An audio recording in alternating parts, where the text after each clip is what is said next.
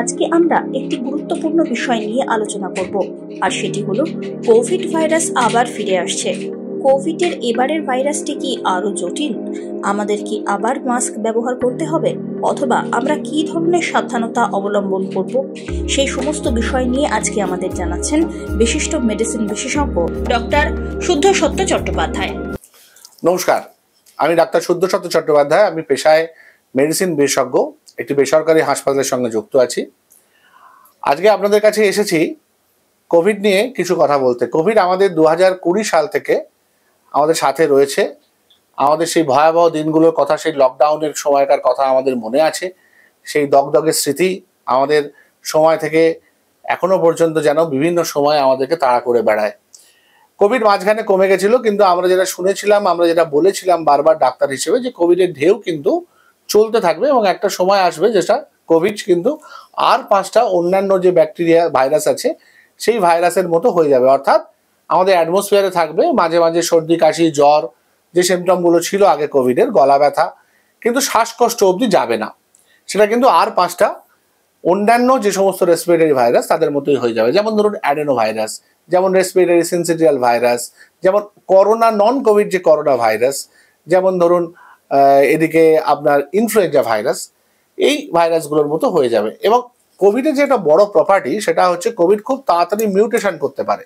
একটা সময় আসে যে সময় ভাইরাসের নিজের অস্তিত্ব সংকট হয়, যে ভাইরাস নিজেকে বাঁচাতে চায়। সেই কারণে সে একটা সময় কখনো চায় না যে তার হোস্ট মারা যাক, তাই তার মারণ ক্ষমতা সময়ের সাথে সাথে কমে যায়। আমরা যেটা দেখেছিলাম যে কোভিডের সেকেন্ড ওয়েভ যেটা এসেছিল 2021 সালে, একদম আমাদের এই জুন জুলাই মাস নাগাদ, এই সময় মূলত মে মাস থেকে শুরু হয়েছিল, যে সময় আমাদের লকডাউন ওপেন করা হয়েছিল এবং পলিটিক্যাল কারণে ইলেকশনের জন্য আমাদের সমস্ত কিছু ওপেন করে দেওয়া হয়েছিল। তো সেই সময় একটা ভয়াবহ স্ট্রেন এসেছিল, প্রচুর মানুষ মারা গেছিলেন এই ডেল্টা প্লাসের মতো। আর কিন্তু কোভিডে কখনো এত খারাপ স্ট্রেন আর আসেনি, বরং এসছে সেটা এখন যেটা আসছে সেটা হচ্ছে ওমিক্রনের ভ্যারাইটি। ওমিক্রন হচ্ছে কোভিডের আসা এখনো পর্যন্ত সমস্ত স্ট্রেনগুলোর মধ্যে সবচেয়ে হালকা।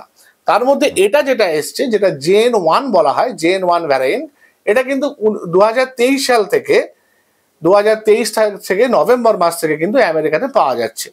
এর বিভিন্ন রকমের মিউটেশন হচ্ছে। প্রায় JN.1 এর কিছু না হলেও প্রায় 50-60টা মিউটেশন অলরেডি পাওয়া গেছে। এবং তার মধ্যে এখন যেগুলো চলছে, দুটি চলছে। একটার নাম হচ্ছে LF7, আরেকটার নাম হচ্ছে NB1.8.1। তো এগুলো খুব খটোমটো নাম, এগুলো খুব বৈজ্ঞানিক নাম। যেটা আপনাদের বুঝতে হবে সেটা হচ্ছে এরা একটা বিশেষ রিসেপ্টরে আটকায় এবং এরা খুব তাড়াতাড়ি নিজেদের পাল্টায়, যার ফলে আগের ভ্যাকসিনগুলোর কিন্তু কোনো এফেক্ট কিন্তু এই পার্টিকুলার ভাইরাসগুলোতে হবে না। এটাকে বলা হয় যে ইমিউন এসকেপ। এরা কিন্তু ইমিউন এসকেপ হয়ে গেছে। আরেকটা হচ্ছে ট্রান্সমিসিবিলিটি। কোভিডের ট্রান্সমিশনের ক্ষমতা একজন থেকে আরেকজনের কিন্তু অন্যগুলোর থেকে অনেক বেড়ে গেছে। মানে এখন একজন কাছাকাছি এলেই কিন্তু তার থেকে হয়ে যাবে সংস্পর্শে। ওই নিরাপদ দূরত্ব ইত্যাদি প্রভৃতি এগুলোতে খুব একটা কাজ হবে না। এবার সমস্যাটা কোথায়? খুব বিরাট সমস্যা কিন্তু এটা আগের মতো করবে না। জ্বর, সর্দি, কাশি, গলা ব্যথা, নাকে জল, এর মধ্যে দিয়েই মোটামুটি সেরে যাওয়ার কথা বেশিরভাগ ক্ষেত্রে। কারো হয়তো একটু ডায়রিয়া হবে, কিন্তু শ্বাসকষ্ট অবধি ইউজুয়ালি যাবে না।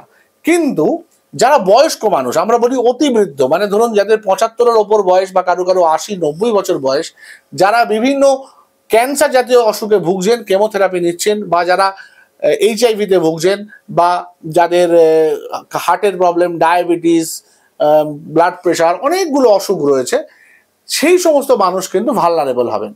এবং আমরা যারা বাড়ির বাইরে যাচ্ছি, যারা প্রোডাক্টিভ লাইফ লিড করছি, তারা এই অসুখটাকে ক্যারি করে নিয়ে আসবো। বেশিরভাগ সময় হয়তো আমরা অ্যাসিমটোমেটিক থাকবো, কিন্তু আমাদের বাড়ির যে বৃদ্ধ মা বাবারা রয়েছেন, দাদু ঠাকুমারা রয়েছেন, তারা কিন্তু এফেক্টেড হতে পারেন এবং তাদের কিন্তু জীবনহানির সম্ভাবনা হতে পারে। কারণ তাদের ক্ষেত্রে ছোট ছোট অসুখগুলোই কিন্তু বিরাট আকার নেয়, যেহেতু তাদের ইমিউনিটি কমে গেছে বয়স সংক্রান্ত কারণে বা অসুখ সংক্রান্ত কারণে। এবং তাদের ক্ষেত্রে কিন্তু এই অসুখের উপর সেকেন্ডারি ব্যাকটেরিয়াল ইনফেকশন, যেটাকে আমরা বলি, মানে ভাইরাস প্রথমে ঢুকে আমাদের ইমিউনিটিকে ডাউন করে দিল, এবার ব্যাকটেরিয়া ঢুকে একটা ক্ষতি করলো, এবার ক্ষতিকর ব্যাকটেরিয়া ঢুকে কিন্তু ক্ষতি করতে পারে, মানে এই মানুষগুলো কিন্তু ভালনারেবল হয়ে যাবে। তো আমাদের যেটা কাজ এখন, আমাদের যতটা সম্ভব বয়স্ক মানুষদের ক্ষেত্রে বাইরে যাওয়াটা অ্যাভয়েড করতে হবে। পুরো লকডাউনের কোনো প্রয়োজন নেই। বয়স্করা কম বাইরে যাবেন, যারা এই ধরনের অসুখে অসুস্থ তারা কম বাইরে যাবেন। আর যারা বাইরে যাচ্ছেন তারা কিন্তু একটা নির্দিষ্ট কিছু নীতি মেনটেন করবেন। যেমন ধরুন তাদের হাত পা গুলো ভালো করে ধুতে হবে, আগে যেরকম আমরা বলেছিলাম, বারবার হাত ধোয়া এবং হাতটা পুরো এত অবধি ধোয়া, এবং মুখ পরিষ্কার করা, হাত কখনো মুখের আশেপাশে না নিয়ে যাওয়া, মাস্ক পরা যখন আমরা ভিড়ভাড় জায়গায় যাব, বিশেষ করে যারা হাসপাতালে যাচ্ছেন বিভিন্ন চেক আপে। যেমন ধরুন আমি এখন একটা হাসপাতালে বসে আছি, হাসপাতালে যারা আসছেন তারা কিন্তু অবশ্যই মাস্ক পরে আসবেন, কারণ হাসপাতালে কিন্তু ধরুন 2-4 জনের এদিক ওদিকেই হয়তো একটা কোভিড পেশেন্ট ঘুরে বেড়াচ্ছে, যাকে কিন্তু আপনারা কেউ জানতেও পারছেন না। সুতরাং নিজেদের সেফটি, হাসপাতালে অন্তত যখনই আসবেন মাস্ক পরে আসবেন। একটু ভিড় জায়গায় যখন যাবেন, বিভিন্ন মলে বা বিভিন্ন এতে যখন যাবেন, তখন কিন্তু অবশ্যই মাস্ক পরবেন।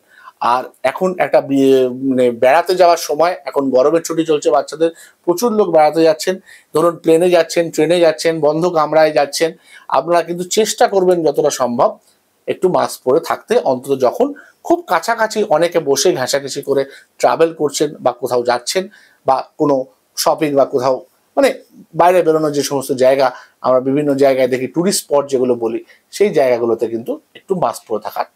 বাচ্চাদের ক্ষেত্রেও প্রায় একই, বাচ্চাদের এখন স্কুল বন্ধ কিছুদিন, এখন স্কুল খুললে বাচ্চাদের মধ্যে যে ব্যাপারগুলো, টিফিন শেয়ারিংটা একটু অ্যাভয়েড করতে হবে, বারবার হাত ধুতে হবে, ওদেরকে একটু আলাদা করে হাত ধোয়ার জিনিসপত্র দিয়ে দিতে পারলে ভালো হয়।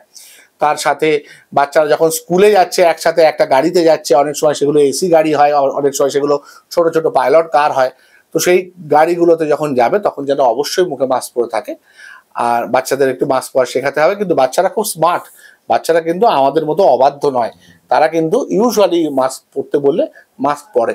সুতরাং তাদেরকে আমাদের জাস্ট একটু গাইড করতে হবে, একটু বলে দিতে হবে, যাতে তারা একটু নিজেদের মধ্যে এই মডিফিকেশনটা করে নেয়। আর অ্যাডাল্টদের ক্ষেত্রে খাওয়া দাওয়ার ক্ষেত্রে একটু আধটু ভিটামিন খেতে পারলে ভালো, কিন্তু ইমিউনিটি এমন একটা জিনিস, সেটা একদিনে তৈরি করা যায় না। পরিষ্কার পরিশুদ্ধ খাবার খেতে হবে, গরম খাবার খেতে পারলে ভালো, এবং চেষ্টা করতে হবে জাঙ্ক ফুড বা অন্যান্য যেগুলো আনহেলদি ফুড, বাইরের ফুড, বিশেষ করে এখন গরমও রয়েছে প্রচণ্ড, হ্যাঁ, গরমে যেগুলো খাবার, প্রচুর জল খেতে হবে, প্রচুর ওআরএস জাতীয় খাবার খেতে হবে, এগুলোর দিকে খেয়াল রাখলেই হবে। ওভারঅল নিউট্রিশনটা ঠিক মতো মেনটেন করলেই যথেষ্ট বলে আমার মনে হয়। আলাদা কোনো ডায়েট ইনস্ট্রাকশনের অ্যাজ সাচ প্রয়োজন নেই। না, এটা মারাত্মক নয়, কিন্তু এটা যদি এইভাবে স্প্রেড করতে থাকে তাহলে আমাদের বৃদ্ধ অতিবৃদ্ধ যারা বাবা মা আছেন বা বিভিন্ন যারা অসুখে অসুস্থ, তাদের যে হাসপাতালে ভর্তির কিন্তু রেটটা বাড়তে পারে, এবং সেখানে কিন্তু আবার সেই আগের মতো ক্রাইসিস তৈরি হতে পারে, বেড পাওয়া যাচ্ছে না বা সঠিক চিকিৎসা দেওয়া যাচ্ছে না, বা তাদেরকে রেখে সুস্থ করা যাচ্ছে না, বা তারা বাড়িতে অসুস্থ হয়ে পড়ছেন, এই প্রবলেমগুলো হতে পারে। সুতরাং আমাদের নাম্বার অফ ডিজিজ আর নাম্বার অফ এফেক্টেড পিপলকে কিন্তু কমিয়ে সবসময় রাখতে হবে।